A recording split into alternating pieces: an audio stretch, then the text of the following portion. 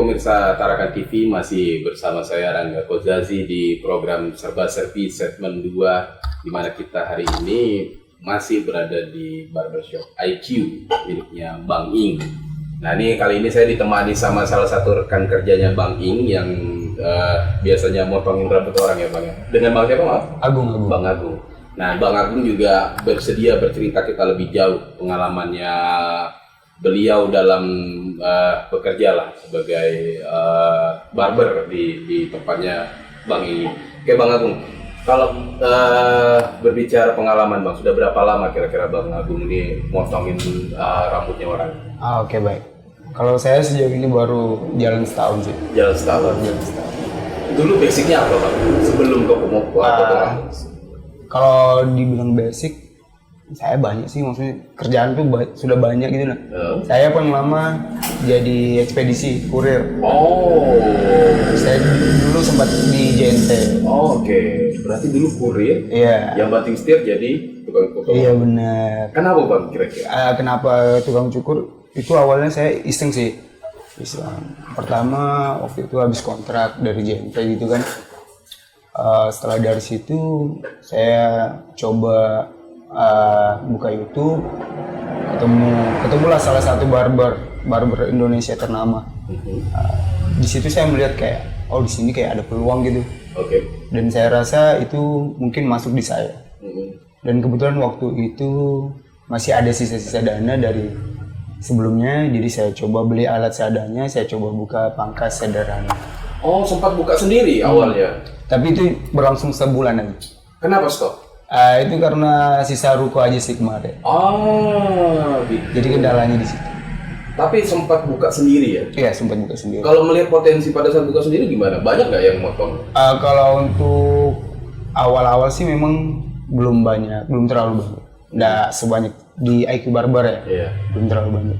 Mungkin itu salah satu juga sih, mungkin karena dalam tahap awal gitu kan. Pengembangan lah ya. Iya benar. Jadi kalau kenal sama Bang Ing dari mana nih Bang? Kalau tiba-tiba kenal sama Bang Ing? Itu menarik juga sih itu. Itu saya awal pertama kali ketemu Bang Ing itu lewat media sosial. Oke. Awalnya saya ikut forum loker Tarakan gitu kan. Dan kebetulan saya aslinya bukan dari Tarakan sih. Saya aslinya dari Sebatik. Nah di situ saya ikut forum loker Tarakan. Di situ ada loker dari IQ Barber. Nah di situ kan kebetulan saya posisinya lagi nggak kerja nih, dan saya juga waktu itu masih tertarik dengan dunia rambut. Di situ saya coba putuskan untuk kontak dan ketemu Bang Ing. Nah di situ awal pertama kali ketemu Bang Ing tuh di Cafe Doremi. Nah di situ awalnya. Jadi setelah dari situ dan Bang Ing mungkin juga melihat ada kemauan yang tinggi dari saya, jadi Bang Ing coba ajar saya. Selama proses perjalanan bekerja dengan Bang Ing, berapa lama Bang Agung belajarnya? Kalau untuk belajar sih nggak berlangsung lama ya, itu mungkin seminggu mungkin. Seminggu sudah bisa? Iya. Karena tadi udah pernah ada pengalaman. Iya benar. Dan itu basicnya nggak jauh beda sebenarnya? Iya benar. Oke. Cuma kalau kita bicara soal pangkas sederhana dan ke barber, itu bedanya lebih ke kualitas aja sih. Oke. Kalau untuk pangkas kan dia sejauh ini yang saya lihat, yang saya perhatikan, dia lebih mementingkan kuantitas ketimbang kualitas. Betul. Jadi saya belajar banyak juga sama Bang Ing. Jadi saya belajar soal gimana sih kasih treatment yang baik itu ke customer. Situ saya belajar dari Bang Ing. Oke, berarti betul-betul memberikan pelayanan ke pelanggan ya? Iya benar. Habis dipotong, kepalanya diusap-usap. Iya, Semangat ya Mas. Selesai aja gitu ya. Jangan sedih ya Mas, gitu ya. Nah ini Bang Agung, sampai sejauh ini Bang Agung apa yang berkesan dari selama bekerja sama Bang Ing atau bekerja sebagai di dunia barbershop, apa yang paling berkesan sampai benar Bang Agung saya pengen mendalamin dunia pekerjaan ini? Yang paling berkesan ya? Iya. Itu kalau menurut saya, apakah ketemu sama orang yang berbeda setiap hari atau bagaimana? Itu mungkin salah satunya juga. Iya. Karena dengan ketemunya banyak orang tuh kita secara tidak langsung menambah wawasan kan. Betul. Jadi kalau bicara soal terkesan, saya mungkin terkesannya karena saya bekerja di tukang cukur itu, saya melihat ketika saya mencukur, saya berkreasi di, cuma bedanya mungkin di kepala seseorang, bukan. Karena saya awalnya dari zaman sekolah saya senang menggambar sih, senang menggambar. Jadi mungkin sedikit banyaknya saya bisa berimajinasi di kepalanya seseorang gitu. Korelasinya berarti ke imajinasi ya? Iya benar. Nah itu tadi makanya sempat terbesit juga saya sebelum ke Bang Agus tadi, ke Bang Ing juga pengen nanya kan sebenarnya perlu ada apa ya, perlu ada orang yang imajinasinya bener-bener luar biasa untuk menjadi seorang barber. Itu terjawab akhirnya, berarti yang tadinya hobi menggambar bisa larinya ke barbershop. Iya, benar. Sebenarnya masih agak jauh, tapi kalau butuh imajinasi ya disitulah jalannya. Iya benar. Dan kan kenapa nggak jadi pelukis aja, kan gambar kan biasanya gambar gitu. Iya benar. Kenapa nggak jadi pelukis? Karena pada saat itu mungkin nggak terlalu diseriusi. Oke. Karena waktu itu zaman sekolah, bukan zaman melukis. Jadi misalnya kita mau melukis, di satu sisi kita juga harus fokus dengan belajar. Jadi kuranglah waktu untuk serius. Waktunya juga iya benar. Apakah mungkin karena kurang yang dipetal? Kalau Bang Ing kan banyak yang dipetal nih. Jadi barbershop kan banyak yang dipetal. Kalau apa namanya, kita berbicara pengalaman Bang Agung selama jadi tukang potong rambut, kalau bahasa kasarnya gitu, tukang potong rambut. Sebenarnya kalau anunya barber lah. Iya benar. Kalau bahasa kerennya barber. Iya barber. Ada pengalaman lucu apa yang ini? Apakah ada permintaan dari pelanggan yang masa mintanya gayanya gini, paling rambutnya kayak gini? Kira-kira ada nggak sih yang unik lah pengalamannya? Kalau pengalaman dari saya pribadi sih, saya nggak ada dapet yang kayak gitu sih. Cuma saya melihat dari teman sebelah gitu. Ini posisinya saya lagi di barber nih, sama-sama ibaratnya. Nah kurang lebih kayak gini. Itu kan di suatu barber, saya sebelumnya di Samarinda Mas. Oke. Saya seriusin ini di Samarinda. Jadi ada ini maaf nih saya ceritakan aib teman saya. Itu salah satu barberman, dia posisinya lagi nyukur. Dan kebetulan waktu itu customer mintanya di French crop. Oke. Dan kebetulan bagian bawah sini kan itu paling tipis.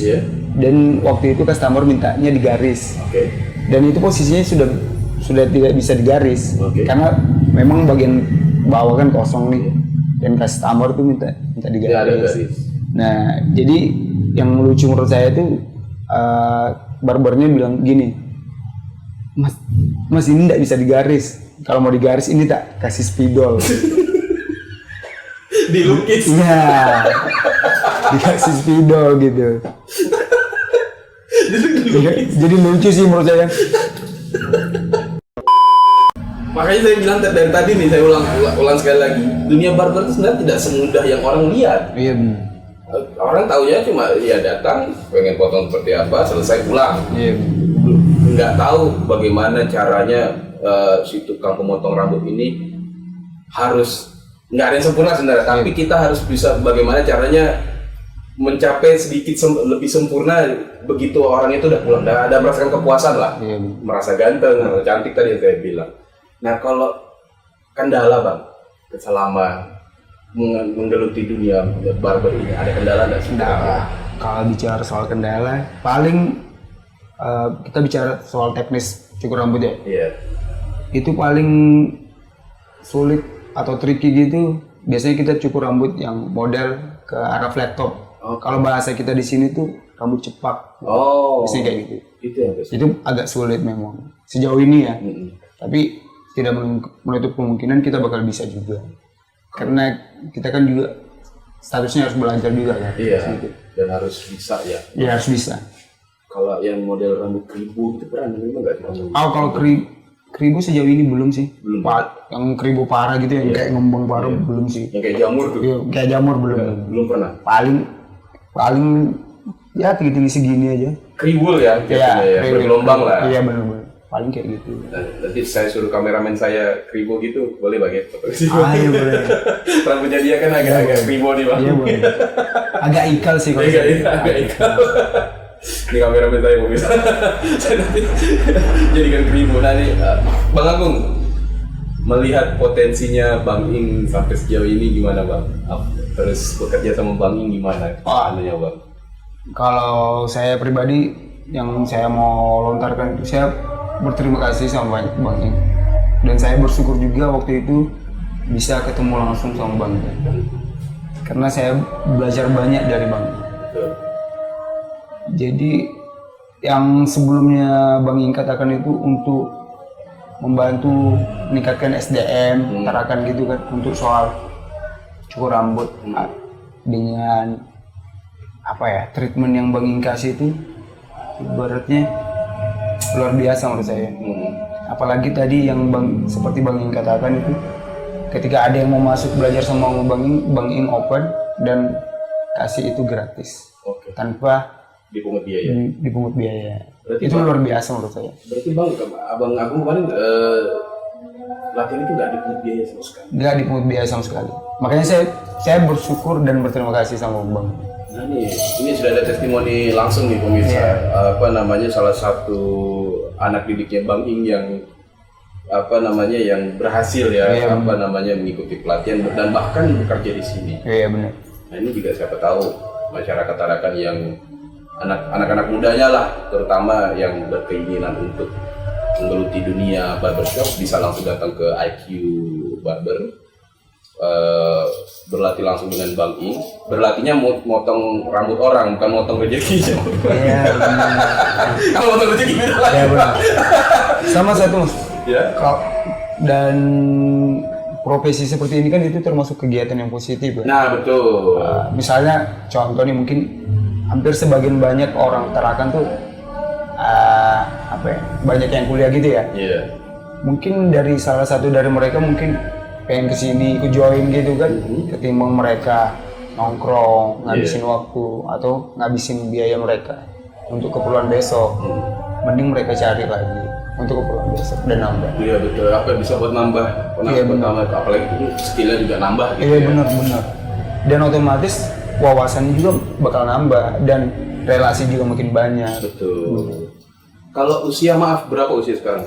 Kalau saya 28. 28. Masih kelihatan 21 Bang. Oh iya 21 ya. Tapi memang sih banyak yang bilang juga bisa sih. Begitu ya. Iya. Rambut pakai sampo Bang? Oh kalau sampo saya pakainya. Nanti berapa lama nih Bang bisa sampai rambutnya gondrong gini Bang? Ini rambutnya belum ada setahun ini. Sudah gondrong begitu? Iya belum ada setahun. Saya belum ada setahun segini-segini aja nih Bang. Wah.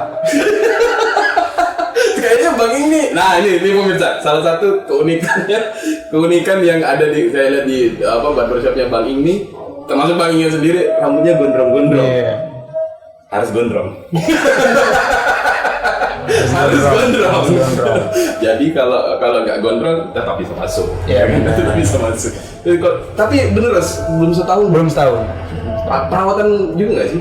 Kalau perawatan sih yang biasa-biasa aja sih. Paling keramas mungkin sama pakai vitamin gitu.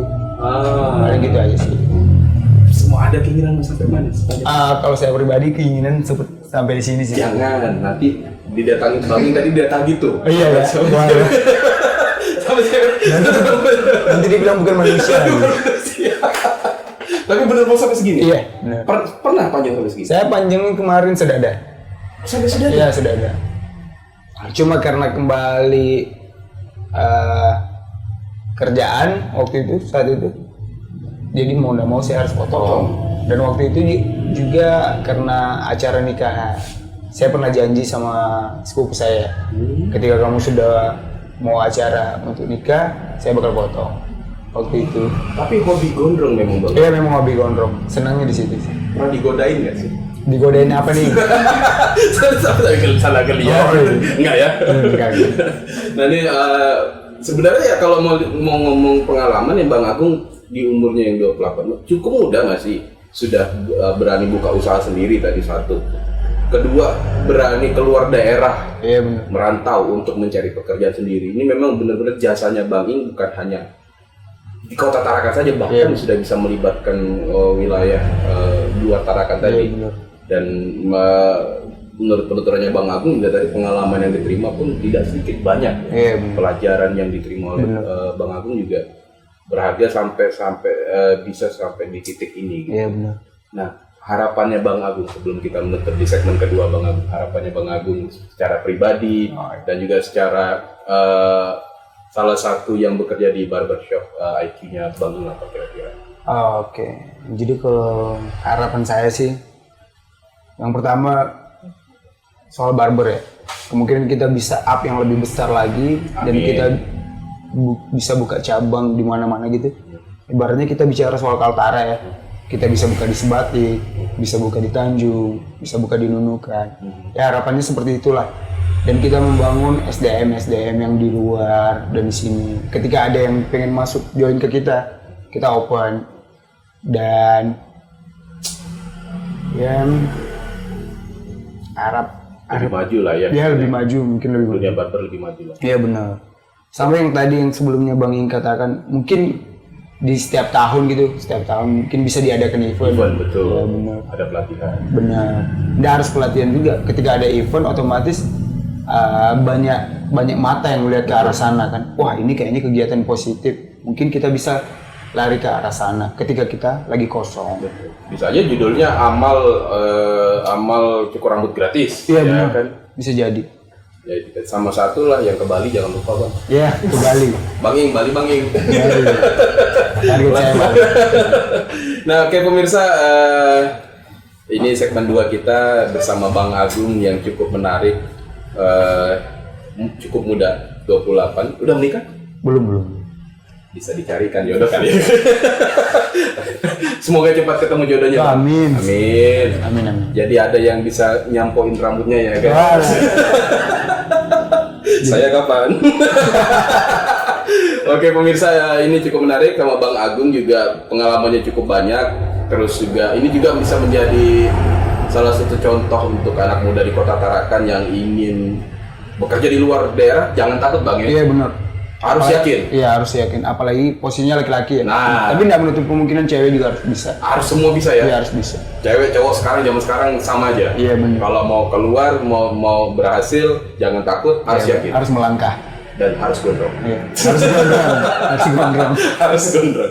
Oke pemirsa, kita akan kembali lagi di segmen 3, segmen terakhir. Kita masih ada satu lagi narasumber yang lebih tepatnya kalau bisa dibilang beliau di barber punya segmen sendiri, punya klien sendiri yang unik. Nah, jadi jangan ketinggalan. Tetap di Serba Serbi bersama saya Rangga Kosasi.